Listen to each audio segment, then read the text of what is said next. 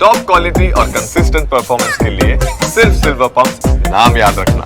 પતિનું અવસાન થઈ ગયું અને ત્યારબાદ તે પોતાનો જીવન સાથી શોધવા માટે નીકળી હતી, પરંતુ તેને એક કડવો અનુભવ થયો છે।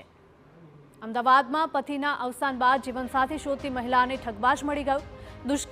દુષ્કર્મ આચરીને રૂપિયા અને ઘરેણાં લઈને શખ્સને પોલીસે ઝડપી પાડ્યો હતો। અમદાવાદની એક મહિલા તેના પતિના અવસાન બાદ સારા જીવનસાથીની શોધમાં છેતરપિંડીનો ભોગ બની। મહિલાને એક જીવનસાથી મળ્યો પણ ખરો, પરંતુ તે જીવનસાથીએ મહિલાને પહેલા વિશ્વાસમાં લીધી, તેની સાથે શરીર સંબંધ બાંધ્યા, પરંતુ રૂપિયા અને દાગીના લઈને રફુચક્કર થઈ ગયું। આખરે મહિલાએ ફરિયાદ નોંધાવતા પોલીસે મૂળ પોરબંદરના આર્યન પટેલને સુરતમાંથી ઝડપી પાડ્યો। પતિનું નિધન થતાં 41 વર્ષીય વિધવા મહિલા જીવનસાથી મેરેજ એપ્લિકેશન મારફતે જીવનસાથીની શોધમાં હતી, ત્યારે તેનો પરિચય આર્યન પટેલ સાથે થયો હતો। મહિલાને વિશ્વાસમાં લઈને શરીર સંબંધ પણ બાંધ્યો હતો અને ત્યારબાદ 4 લાખ રૂપિયા રોકડા અને 3 લાખના દાગીના લઈ રફુચક્કર થઈ ગયો હતો।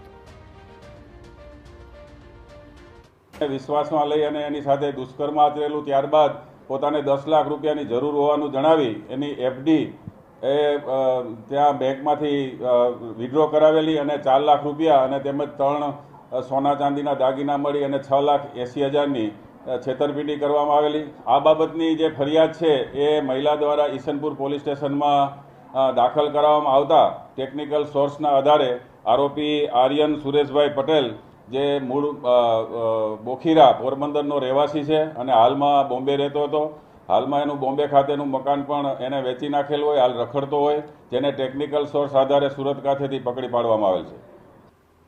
વિધવા મહિલા સાથે સંપર્કમાં આવ્યા બાદ 2024માં આરોપી આર્યન પટેલ ઈસનપુરમાં મહિલાના ઘરે ગયો હતો અને પોતે કરોડપતિ હોવાની મોટી વાતો કરી હતી। ગાંધીનગરમાં મહિલાના નામે 7 કરોડનો વિલા પણ બુક કરાવ્યો હતો, તેમજ મહિલાના 2 દીકરા માટે લક્ઝુરિયસ કાર પણ બુક કરાવી હતી। પોલીસની તપાસમાં સામે આવ્યું કે આરોપી આર્યન પટેલ પોરબંદરના બોખીરા ગામનો વતની છે। તેણે સુરત અને બાદમાં લંડનથી અભ્યાસ કર્યો હતો।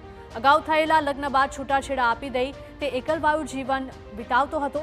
આરોપીએ વધુ કેટલીક મહિલાઓ સાથે છેતરપિંડી કરી છે, તેની પોલીસે તપાસ હાથ ધરી છે।